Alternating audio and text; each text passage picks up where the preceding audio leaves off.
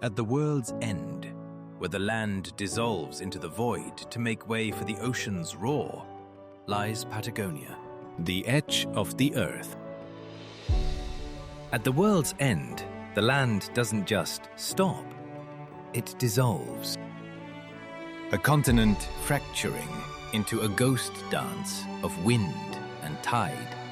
Over 400,000 square miles of Chile and Argentina, it is a titan of a landscape, yet it remains one of the last empty spaces on our maps. To the west, it is a chaotic maze, a labyrinth of jagged peaks and ancient ice where glaciers meet the sea. To the east, the world simply opens up, a horizon that stretches into infinity across sun-bleached plains and towering cliffs. In an age of order, this is still a lawless frontier. Here, nature doesn't just exist, it rules, absolute and unapologetic. As the earth narrows, the mountains finally yield. They sink into the abyss, leaving nothing but the roar of the ocean. This is the edge of the world.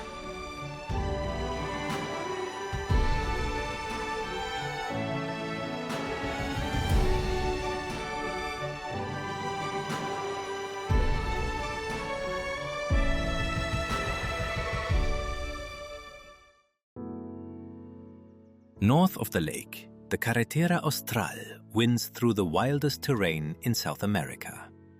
This is no highway. It is a narrow thread of gravel carved through a world of mountains, fjords, and temperate rainforests. Somewhere along this treacherous path lies Köla National Park, home to a site that seems to belong in a fever dream. Look up, and you'll see the impossible. The hanging glacier. An immense wall of ice suspended between two dark, jagged cliffs, seemingly floating above the world. It looks like a mistake of nature, a glacier hanging in midair, its base ending not in a lake, but in an empty, terrifying void. From that frozen gap, meltwater cascades down hundreds of feet in a roaring waterfall, disappearing into the emerald forest below. Scientists tell us that centuries ago, this glacier reached the valley floor. Now, it has retreated to the sky, leaving behind a dramatic drop, a vertical testament to the planet's shifting soul. Köla is where the ice meets the jungle. It is a place that demands you look up and wonder. Because here, in the heart of Patagonia, the mountains don't just hold the ice, they set it free to fly.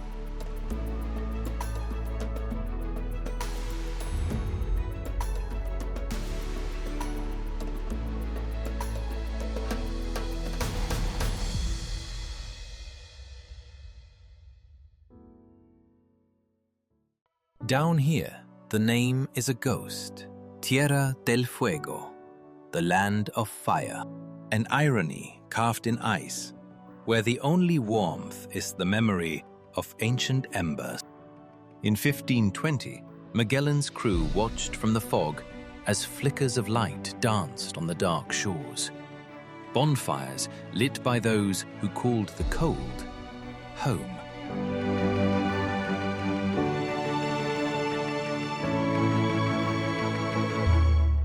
Today, the land remains divided by the ink of maps. Chile's jagged fjords to the west, Argentina's sweeping plains to the east.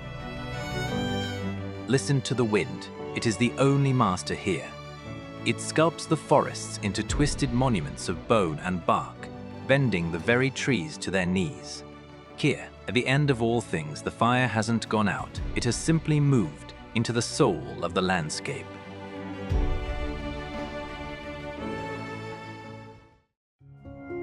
Nestled beneath teeth of stone and a merciless grey sea, Ushuaia doesn't look like a city. It looks like a farewell. A place once known as the Siberia of the South.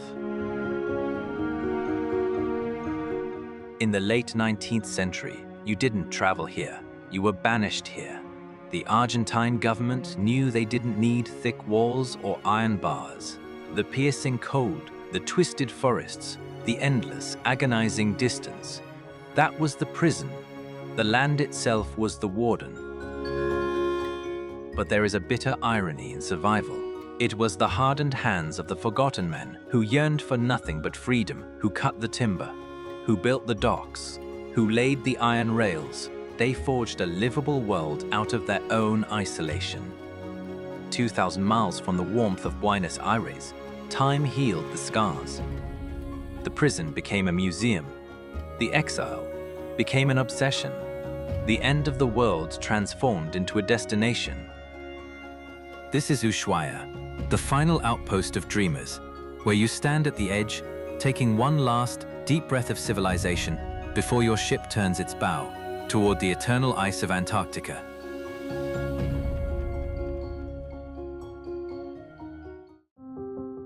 As the protective embrace of the channel fades, the ocean bares its teeth. Calm waters are swallowed by the Drake Passage, the most violent, unforgiving stretch of sea on Earth. With no landmass to break their fury, the winds howl without mercy, whipping the ocean into towering, mountainous walls of water. For centuries, across the grand age of exploration, to round the Horn was to look death straight in the eye. Even the most hardened sailors trembled before its sudden storms and treacherous currents, knowing thousands of souls rest forever beneath the crushing waves. Even today, in an era of cold steel and modern navigation, mammoth vessels approach this threshold with bated breath.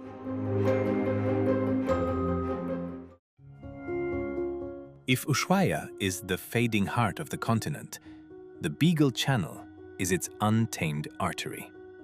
A cold, 200-kilometer corridor carved by the brutal force of ancient ice. Here, the Atlantic and Pacific collide in a jagged maze of fjords. It's a place where glaciers spill their rugged tongues directly into the abyss, and sea lions claim the rocky outcrops, unbothered by the fragile vessels of men. Out here, you don't just see the edge of the world. You feel how vast it is when you finally run out of road. And standing guard in the middle of this cold bloodstream is Les Éclaireurs, the Scouts, a solitary tower of red and white rising 33 feet above the waves. There is no keeper here, no warmth, just a silent, automated sentinel maintaining its lonely watch. Travelers often mistake it for Jules Verne's legendary lighthouse at the end of the world. The maps will tell you they are wrong. But out here in the fading light, as its beacon flashes every 10 seconds like a mechanical heartbeat in the void, the truth hardly matters. It is the final spark of humanity before the deep, dark unknown.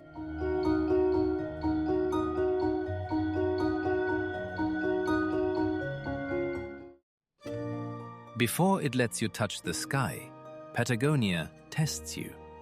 North of Ushuaia, a narrow trail plunges into the shadows of an ancient forest. You wade through deep mud and tangled roots, guardians of a secret, hidden high among the snow-capped peaks. Then, the trees break, and Laguna Esmeralda reveals itself, not as a lake, but as a mirage. Glowing in impossible electric shades of turquoise, a color so vivid it feels like a glitch in the natural world. On still days, its surface is flawless glass, a mirror held up to the pride of the Andes. This mesmerizing hue does not come from the sky. It is born from the ice. Above the waters, the Ojo del Albino Glacier bleeds into the basin. For millennia, it has pulverized mountains into glacial flour, the fine, suspended dust of time itself.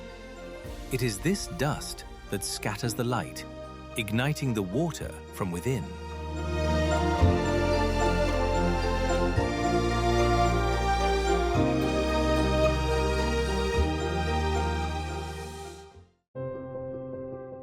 Severing the land of fire from the mother continent is not just a boundary. It is a twisting, watery scar, the Strait of Magellan. Long before human hands tore open the Panama Canal, this was the solitary gateway to the globe, the only thread binding the Atlantic to the Pacific.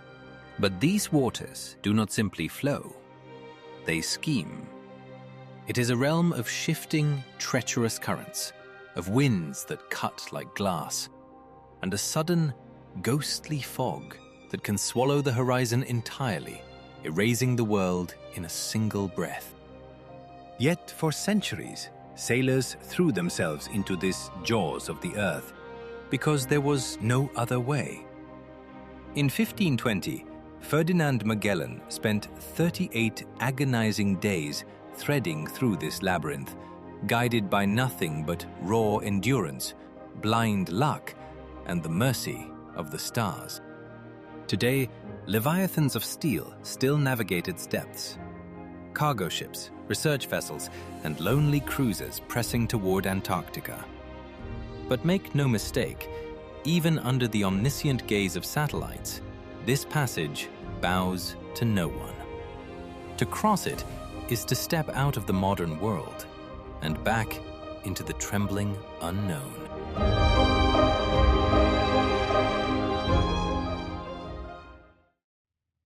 Leaving the strait behind, the water threads south through a jagged maze of fjords and peninsulas, the fractured crown of Chile's southern tip. In the heart of this labyrinth lies a body of water with a haunting title: Ultima Esperanza, the Last Hope Sound. This name was not chosen for its beauty. It was the final prayer of a Spanish explorer who had run out of both supplies and luck while searching for a passage. He never found his way north, but he left behind a name for a place that feels like both a final chapter and a first breath. On these shores sits Puerto Natales.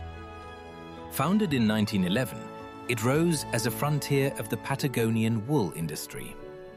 Settlers from Britain, Croatia, and Chile carved out vast estancias, great sheep ranches that still define the soul of this countryside, where the wind whispers over golden plains. The waterfront is the town's beating heart. From the weathered pier, as snow-dusted peaks rise beyond the stillness of the sound, time seems to dissolve. Here, you aren't just looking at a landscape. You are witnessing the thin line where the world ends and where your journey truly begins.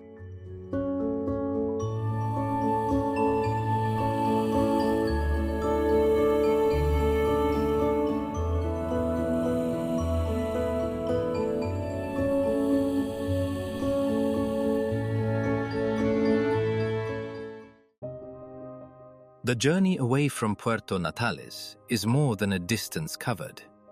It is a slow detachment from the modern world. As the paved roads surrender to the crunch of gravel, civilization dissolves into a blurred memory.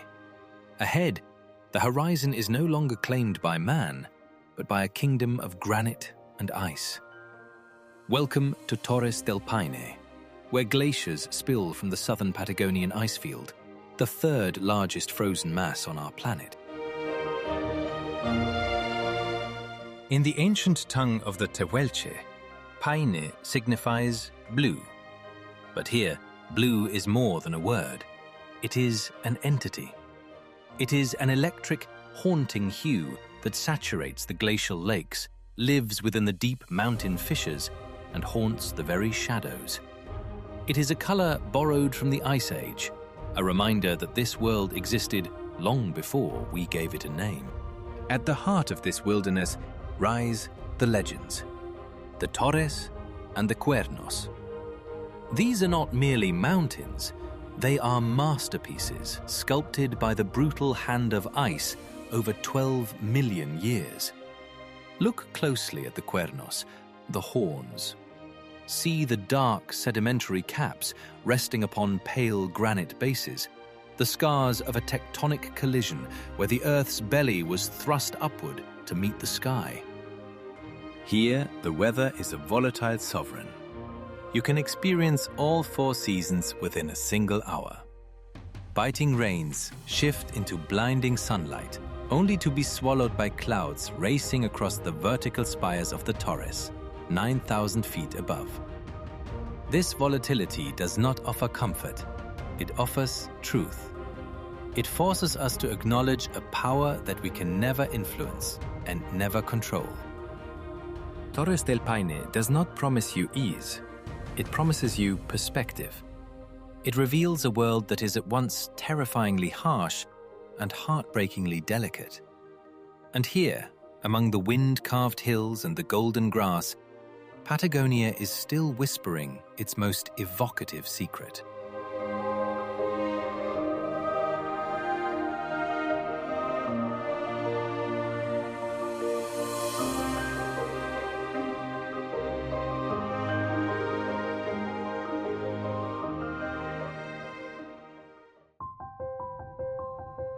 Hidden among wind-carved hills lies a place where time has stood still for 10,000 years. The Cave of the Mylodon, a silent vault once shared by giant beasts and the prehistoric humans who hunted them. In 1895, a fragment of furry hide was discovered, preserved perfectly by the freezing air.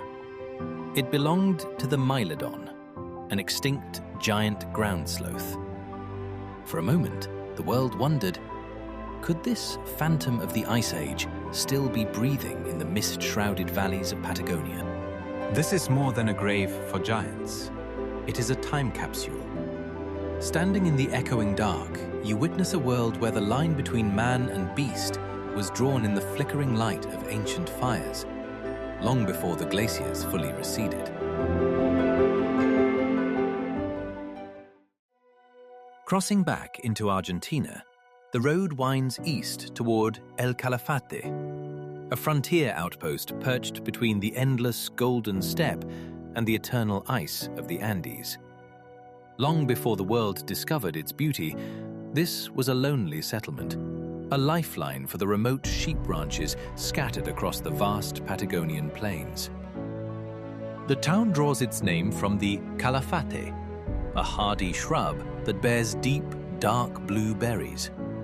Local legend whispers that anyone who tastes this fruit is destined to return to Patagonia. Perhaps that is the secret pull of this land. Travelers find themselves drawn back, not just by the grandeur of the glaciers, but by the strange, haunting beauty of a place that feels like the very edge of the world. Just outside the town's edge lies Laguna Nimes, a sanctuary of stillness. Here, over 70 species of birds find refuge, including a vibrant colony of Chilean flamingos.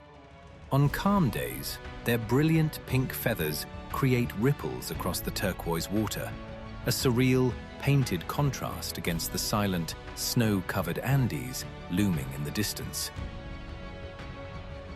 El Calafate is more than a destination.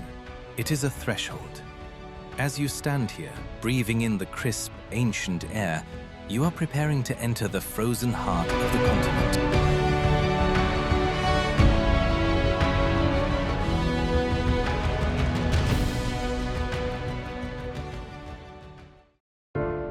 For most who wander this far south, El Calafate is merely a gateway. Their true pilgrimage ends here, at Perito Moreno, the undisputed crown jewel of Patagonia. Unlike most glaciers that retreat quietly into the shadows of history, Perito Moreno is a conqueror. It moves forward, carving and cracking, a living force that refuses to be diminished. It stretches across nearly 100 square miles, but it is the front wall, rising 60 meters above the waterline, that commands your absolute silence. From the observation decks, the ice is not white. It is impossibly, hauntingly blue. A color so pure, so deep, it feels like an optical illusion, a fragment of a dream captured in crystal. Then the sound hits you. It is the roar of time itself. the thunder of ice shattering, tumbling into Lago Argentino with a splash that vibrates through your very chest. Every few minutes, the giant groans, and a massive column collapses into the depths. There is a rhythm to this destruction, a breathing force of nature that reminds you how small we truly are. Deep fissures carve the ice into jagged, ethereal towers, revealing hidden caves of perfect azure. In some sections, the ice is as transparent as frozen glass. In others, it is stained black with the sediment of millennia, dust and stone gathered before civilization began. It is a masterpiece in constant motion, an ancient sculpture being rewritten every second. To stand before Perito Moreno is to witness the pulse of the planet. It is not just a landscape, it is time made manifest. Listen closely, because in every crack, in every roar, you are hearing the heartbeat of a world that is still very much alive.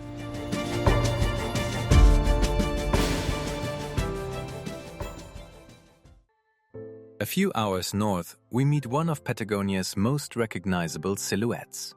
Looming above it all is the unmistakable silhouette of Mount Fitzroy. The ancient Tehuelche people knew it by a different, more haunting name: Chaltén, the smoking mountain. Not because it burns with fire, but because this monolith breathes its own weather, forever wrapped in a private, swirling veil of clouds. At over 11,000 feet, it is not the tallest peak in the Andes, but few mountains command such pure, unyielding reverence. To approach it is not a hike, it is a pilgrimage. The trails bleed out from the very doorstep of the town, winding deep into ancient Lenga forests where the trees are violently twisted by the wind. Here, the weather bows to no human schedule. Fitzroy alone decides when it will reveal itself, and on most days, it demands that you wait, shivering in the mist.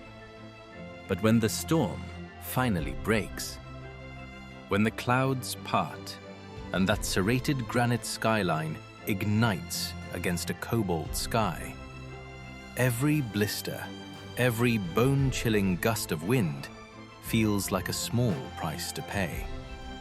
And as you finally turn away from the Andes, another world quietly opens up.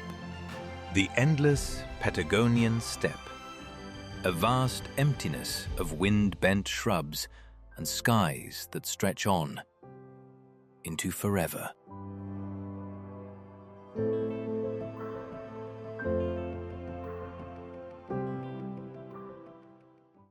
A sanctuary for wanderers and obsessed climbers, all chasing the most perfect skyline on Earth.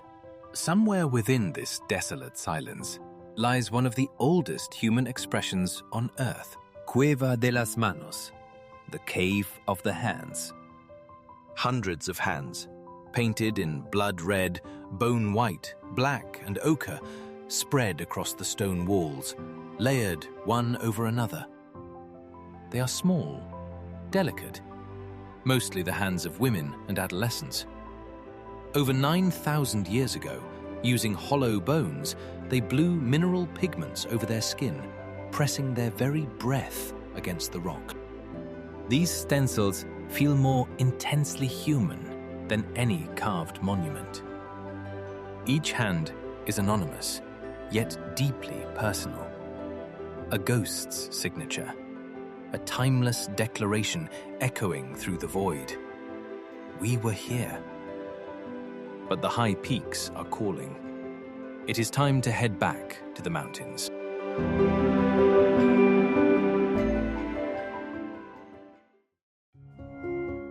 But the high peaks are calling once more, drawing us back from the plains to gaze into one of Patagonia's most striking wonders, Lago General Carrera. Formed by the relentless movement of glaciers millennia ago, it is the largest lake in Chile, and the second largest in all of South America. And hidden within these rocky shores lies a secret carved in stone: the marble caves. For over 6,000 years, the waves have been patient sculptors, hollowing out smooth corridors, towering columns, and swirling domes of blue and white marble. These walls are not stone as we know it. They are polished, glowing softly as the sunlight filters through the turquoise lake, transforming the interior into a cathedral of liquid light. On those rare, breathless days when the lake is still, the reflections are mirrored with such haunting precision that reality itself begins to fracture. You no longer feel the boat beneath you. Instead, you are floating through an endless, weightless blue sphere. A world where the ceiling and the floor are indistinguishable, and the silence is so deep it feels like a physical presence. Geologically, it is a simple matter of chemistry. Calcium carbonate dissolved and reshaped by erosion. But standing there, it is impossible to speak in such cold terms. It feels like art. It feels like a prayer. Every turn reveals a new pattern, a new ripple in the stone, a reminder that in Patagonia, even the rocks have a soul, and even the water has a memory.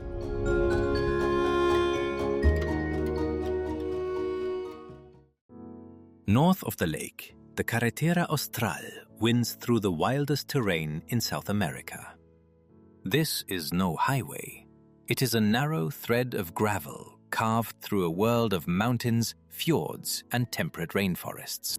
Somewhere along this treacherous path lies Köla National Park, home to a site that seems to belong in a fever dream. Look up, and you'll see the impossible. The hanging glacier, an immense wall of ice suspended between two dark, jagged cliffs, seemingly floating above the world. It looks like a mistake of nature, a glacier hanging in midair, its base ending not in a lake, but in an empty, terrifying void. From that frozen gap, meltwater cascades down hundreds of feet in a roaring waterfall, disappearing into the emerald forest below. Scientists tell us that centuries ago, this glacier reached the valley floor. Now, it has retreated to the sky, leaving behind a dramatic drop, a vertical testament to the planet's shifting soul. Köla is where the ice meets the jungle. It is a place that demands you look up and wonder. Because here, in the heart of Patagonia, the mountains don't just hold the ice, they set it free to fly.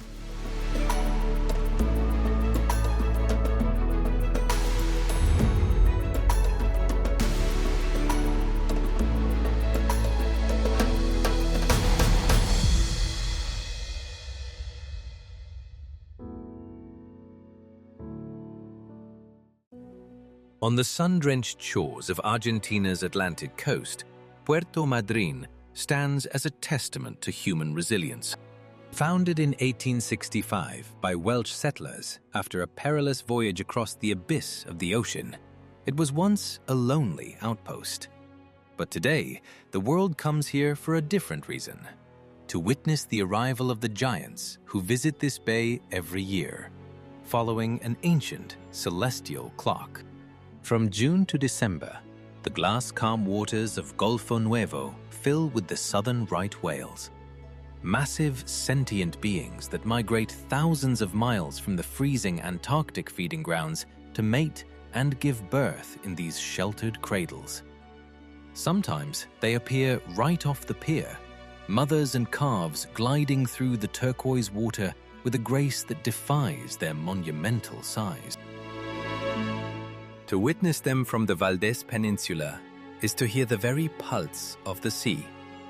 It is the sound of their breathing, a deep, thunderous exhale that shatters the silence of the ocean and echoes across the hills. Once hunted nearly to extinction for their oil and their gentleness, they almost vanished from our world. But here, in the sanctuary of these bays, the population has rebounded against all odds. Recognized as a UNESCO World Heritage Site in 1999, this is one of the most vital breeding grounds on Earth. It is a place of healing. As the great tails dip back into the deep, they leave us with a profound realization that when we choose to protect, we are not just saving a species, we are saving the magic of the world itself.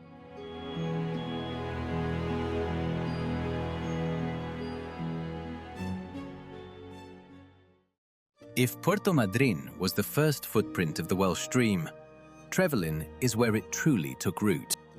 Born in the late 19th century, from the dreams of immigrants who crossed an abyss of ocean, its name is a gentle nod to its origin, the town of the mill.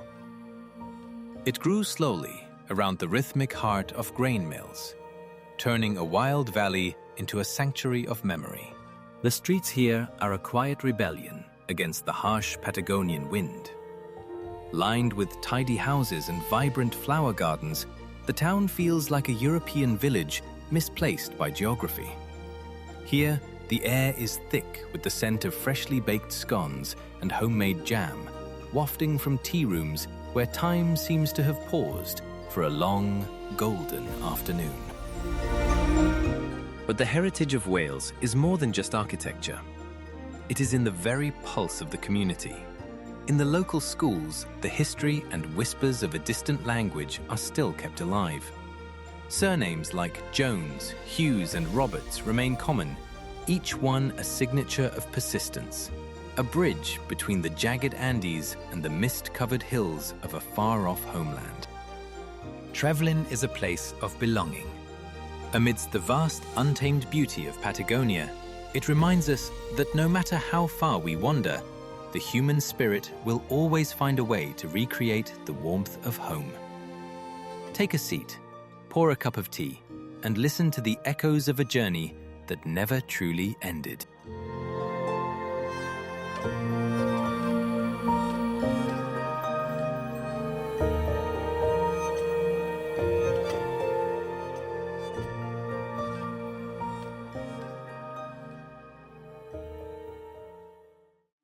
Leaving the quiet town behind, the road climbs into the breathing heart of the Andes, Los Alerces National Park. Here, the air grows heavy with a sacred silence, as if you stepped through a portal into the very dawn of the earth. This is the realm of the Alerce, the Patagonian cypress, one of the oldest living spirits on our planet. Some of these titans have stood here for over 3,000 years. Think of it. Long before modern empires were born, they were already stretching toward the sun. Their massive trunks are armored in thick, weathered bark, a living shield against the passage of centuries. Under their emerald canopy, you feel small, not with fear, but with a profound reverence. Los Alerces is not just a forest, it is a cathedral of time, where history is written in wood and leaf, whispering the secrets of 3 millennia.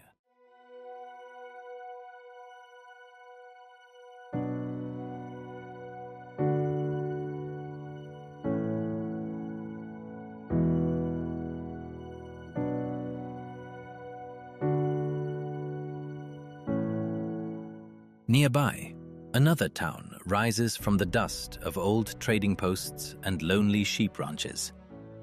But the real heartbeat of Esquel isn't found in its streets. It's found on the rails. This was the focus of one of Patagonia's most ambitious dreams, the old Patagonian Express, a grand vision to stitch together Argentina's remote southern territories by iron and steam.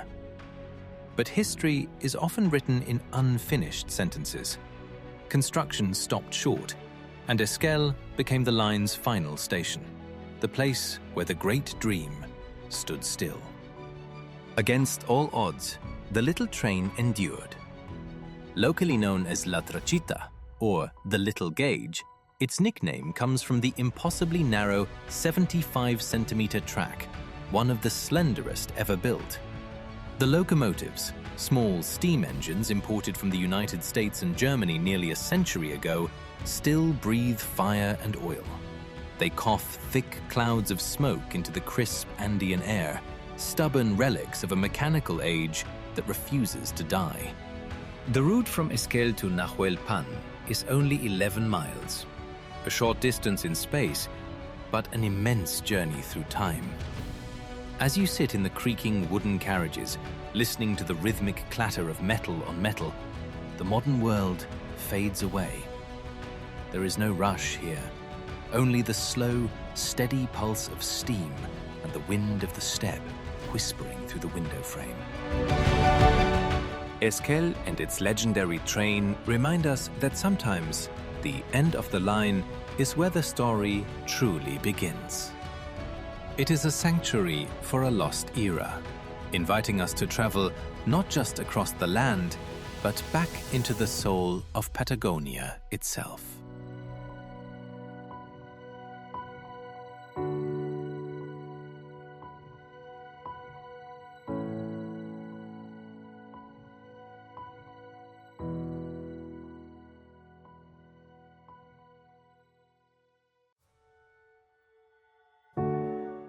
Resting quietly on the mirror-like shores of Lake Shanquihue, Puerto Varas feels like a European dream misplaced at the northern edge of Patagonia.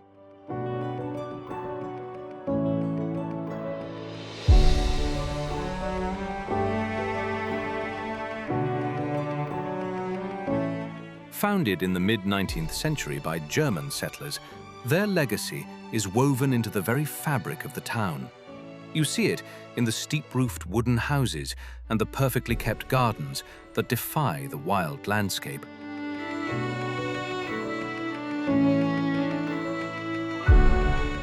But you feel it most in the air, when the Patagonian chill is suddenly broken by the rich, warm scent of freshly baked pastries drifting from lakeside cafes, a comforting embrace at the edge of the world.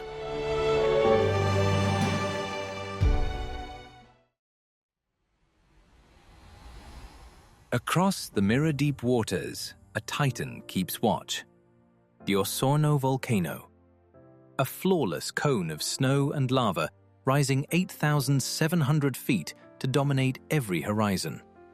Its slopes are so impossibly smooth, they look as if they were drawn by a divine hand, a serene mask that hides the violent, fiery history buried deep beneath the ice.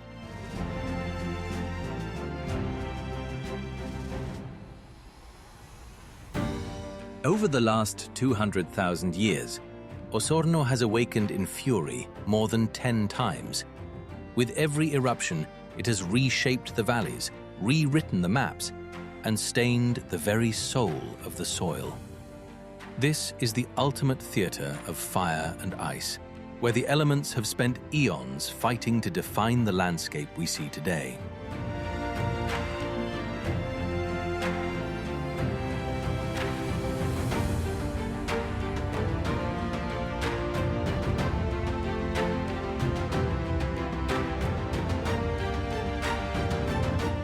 At the mountain's foot, the Petrohue River carries turquoise glacial blood through veins of hardened lava.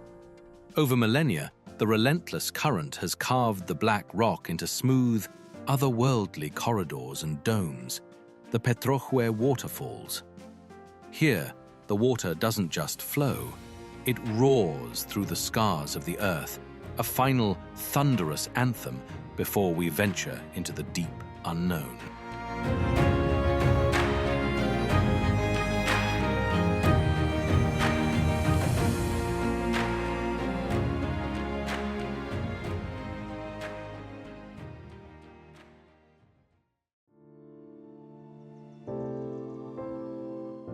Crossing the high, jagged spine of the Andes from Chile into Argentina, we arrive at San Carlos de Bariloche. It is the definitive meeting point of untamed wilderness and refined civilization. Here, in the heart of Argentina's Lake District, you are surrounded by peaks that rise directly from the sapphire waters, creating a skyline that is both dauntingly majestic and deeply inviting. Founded in the early 1900s by German settlers, the town slowly evolved into the Argentine Switzerland.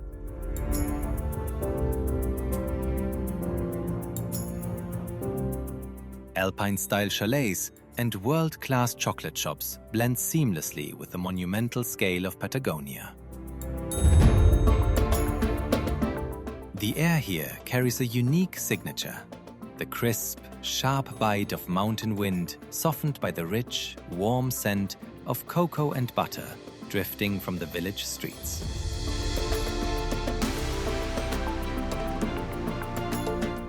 The town's soul is inseparable from the Nahuel Huapi National Park, established in 1934 as Argentina's first sacred sanctuary of nature. Along the legendary 60-kilometer Circuito Chico, the road winds through ancient forests, passing hidden bays and lonely timber channels. At the summit of the viewpoints, a 360-degree panorama reveals a world of blue mirrors and snow-capped titans stretching all the way back to the Chilean border.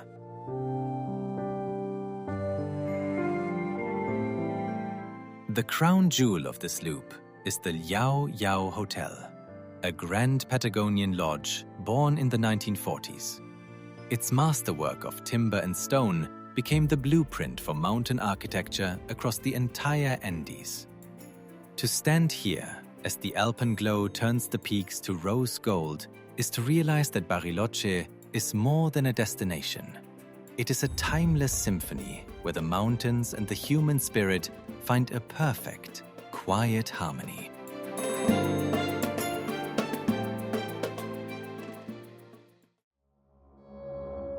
The stone and timber streets of Bariloche seem to lean in reverence toward the vast blue mirror of Lake Nahuel Huapi. This is the immense glacial heart of northern Patagonia. Born from ice ages long gone, it sprawls for over 60 miles, its fjord-like arms cutting deep into the jagged mountains like scars of ancient history. The water here is startlingly clear, sometimes a brilliant turquoise, sometimes a heavy navy, depending entirely on how the sunlight chooses to dance upon its surface. On those rare, breathless days when the wind falls silent, the surface turns to solid glass, mirroring the snowy peaks and the drifting clouds with haunting precision. The name comes from the Mapuche language, Island of the Jaguar. It is a name that whispers of power and mystery, and that mystery feels earned. Beneath this tranquil surface lies a depth of almost 1,500 feet, a cold, dark abyss where stories and legends find room to breathe. The most famous of these is Nahuelito, Patagonia's own elusive cousin to the Loch Ness Monster. Most locals will tell you the story with a grin, a playful nod to the tourists, but a part of them still leaves room for wonder. In Patagonia, the line between the explained and the impossible is thin. Every ripple on the water, every strange sound in the mist makes you wonder if the legends are truly just stories or memories of something much older. As the light begins to fade over the jagged horizon, we leave the myths behind and head toward the northern edge of the lake. There, hidden within a cathedral of ancient trees, a quiet town awaits, a place where the world slows down and the silence is so deep you can hear the mountains breathe. Our journey continues, deeper into the heart of the wild.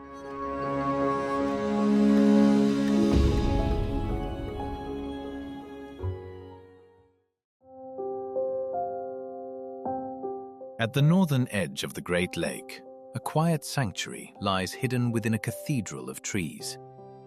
While Bariloche grew into a bustling city, Villa La Angostura stayed closer to the heartbeat of the land. It is the kind of place where time is measured by the falling of leaves, and where the soul of the community is so deep that people still leave their doors unlocked.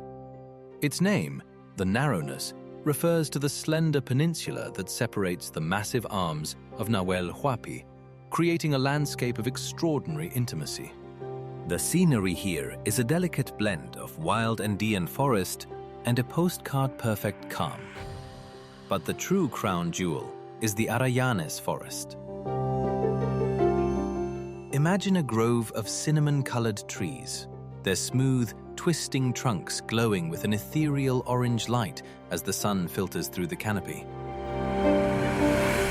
While the Arayan grows elsewhere in Patagonia, it is never found in such pure, breathtaking concentration as it is here, the only forest of its kind on Earth. Some of these orange-skinned titans are said to be more than 300 years old. Walking among them feels like stepping into a waking dream, where the trees themselves seem to radiate a warmth that defies the mountain chill. It is a place where nature hasn't just survived, it has created a masterpiece of color and form that feels almost otherworldly.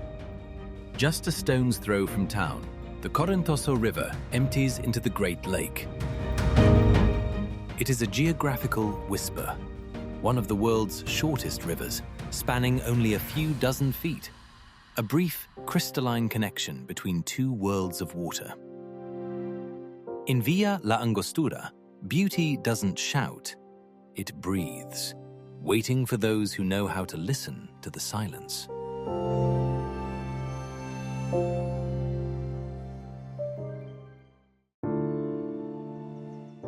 From here begins one of the most celebrated arteries of Argentina, the Road of the Seven Lakes.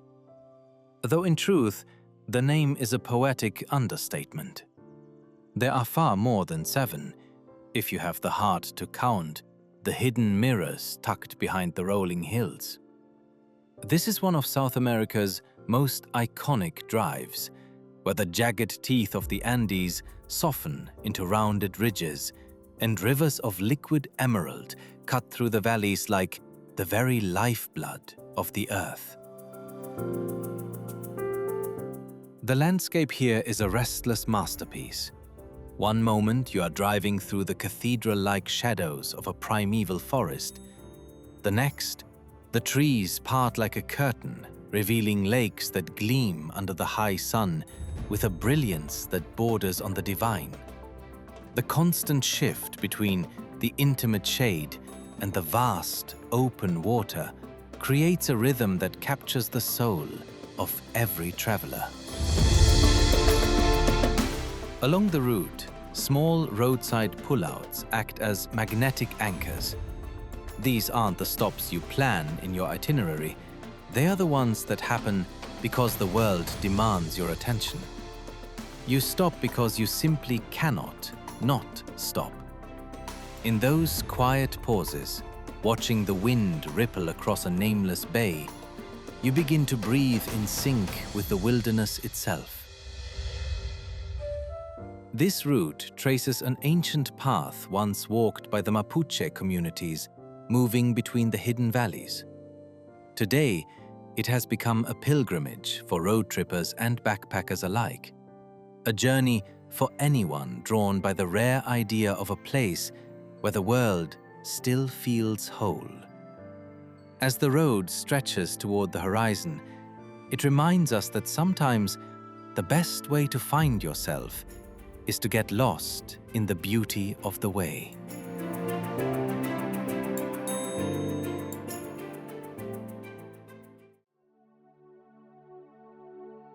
Not far from the timbered streets of San Martín de los Andes, as the dense canopy begins to thin, a breathtaking titan rises above the forest line.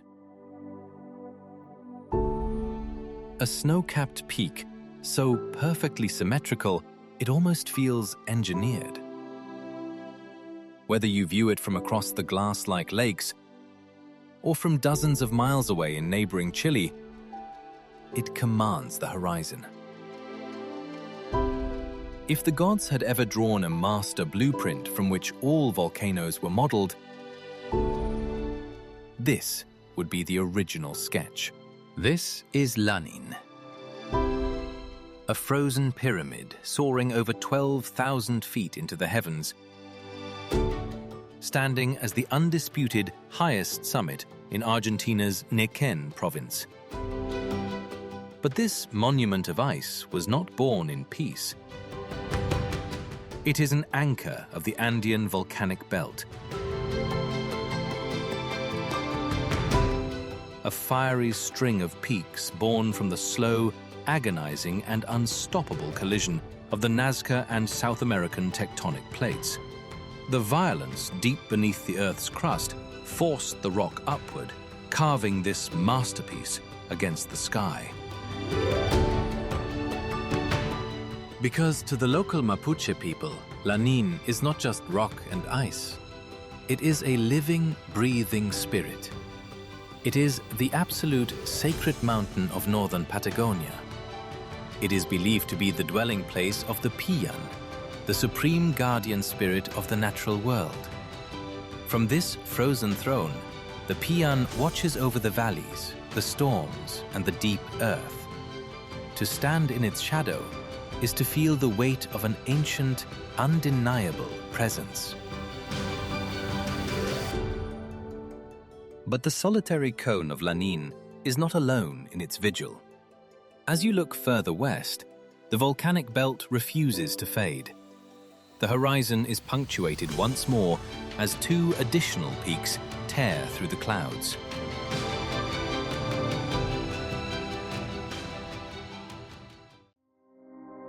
Pressing further west, the volcanic belt refuses to sleep. It punctuates the horizon once more with two immense peaks. One of them commands the landscape with a dangerous, undeniable charisma: the Villarrica volcano.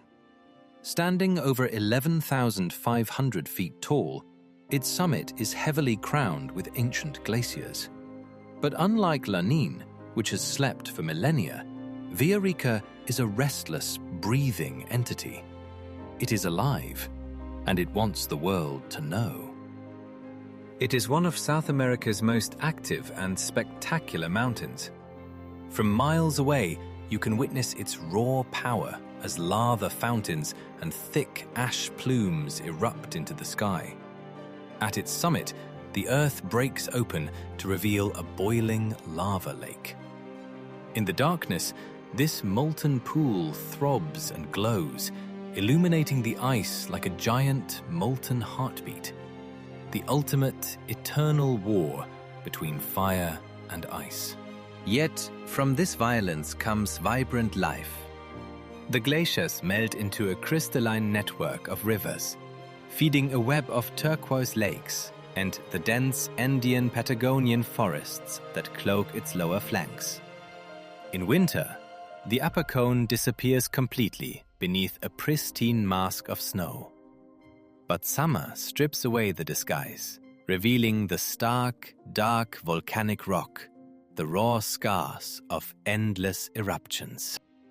But the landscape is about to fracture once again. As we push deep within Argentina's Neuquén province, the lush forests begin to fade into an unforgiving volcanic plateau. The air turns sharp and dry. The rivers change their rhythm, violently carving their way through barren ochre rock. We are leaving the green world behind, crossing the threshold into a stark and alien wilderness.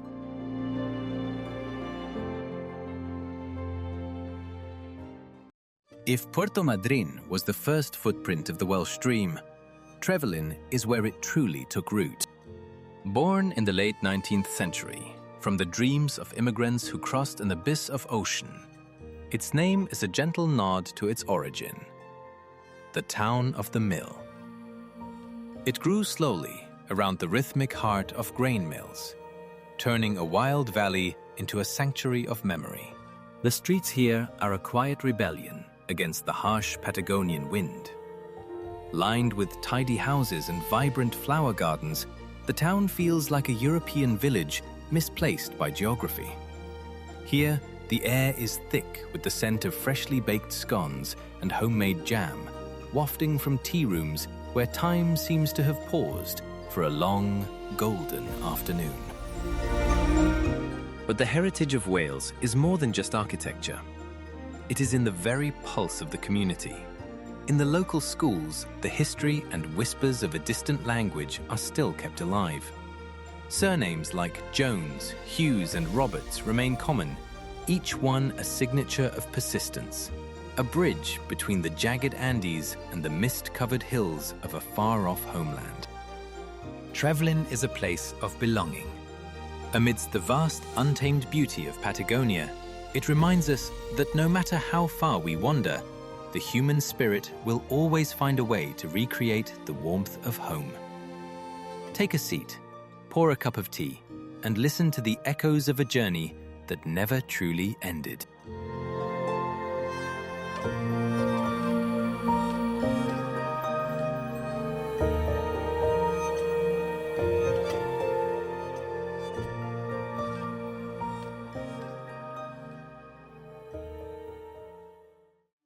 Leaving the quiet town behind, the road climbs into the breathing heart of the Andes, Los Alerces National Park.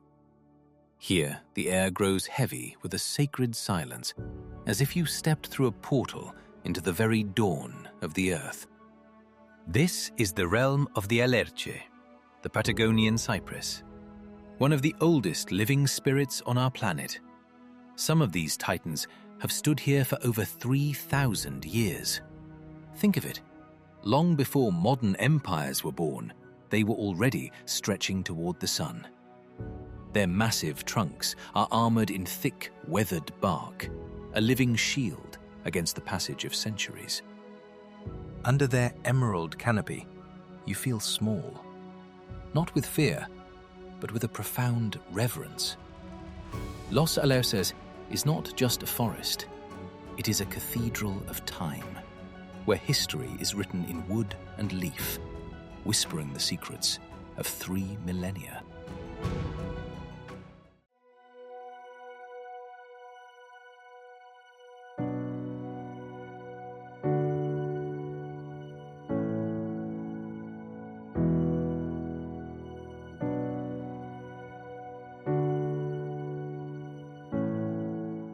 Nearby, another town rises from the dust of old trading posts and lonely sheep ranches. But the real heartbeat of Esquel isn't found in its streets. It's found on the rails. This was the focus of one of Patagonia's most ambitious dreams, the old Patagonian Express, a grand vision to stitch together Argentina's remote southern territories by iron and steam. But history is often written in unfinished sentences. Construction stopped short, and Esquel became the line's final station, the place where the great dream stood still. Against all odds, the little train endured. Locally known as La Trachita, or the Little Gauge, its nickname comes from the impossibly narrow 75-centimeter track, one of the slenderest ever built. The locomotives, small steam engines imported from the United States and Germany nearly a century ago, still breathe fire and oil. They cough thick clouds of smoke into the crisp Andean air, stubborn relics of a mechanical age that refuses to die. The route from Esquel to Nahuelpan is only 11 miles. A short distance in space, but an immense journey through time. As you sit in the creaking wooden carriages, listening to the rhythmic clatter of metal on metal, the modern world fades away. There is no rush here, only the slow, steady pulse of steam and the wind of the steppe whispering through the window frame. Esquel and its legendary train remind us that sometimes the end of the line is where the story truly begins. It is a sanctuary for a lost era, inviting us to travel not just across the land, but back into the soul of Patagonia itself.